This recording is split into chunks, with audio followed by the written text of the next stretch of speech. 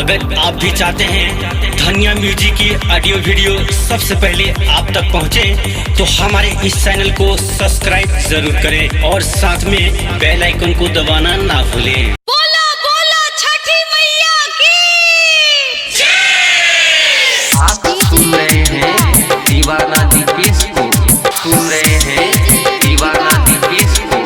धनिया recording studio पोखरिया नेपाल। ना जाने सैया कहवा उहो हुई है, भेजले ना एको संदेशवा या पान, भेजले ना एको ये माया सुनी। ना जाने सैया कहवा उहो हुई है, भेजले ना एको संदेशवा या पान।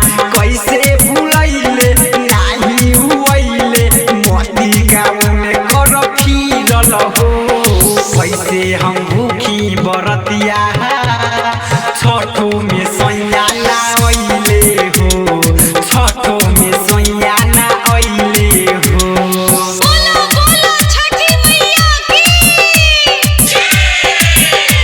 आप सुन रहे हैं दीवाना दीपेश को, सुनते रहिए और झूमते रहिए। हे छठी माई तू दिह तू बोलाई, घाटे दौरुआ हमर के लेके जाई।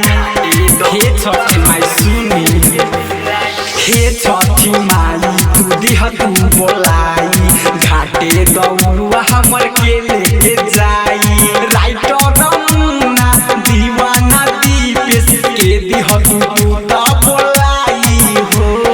कैसे हम भूखी बरतिया छठो में सैया ना अइले हो, छठो में सैया ना अइले हो।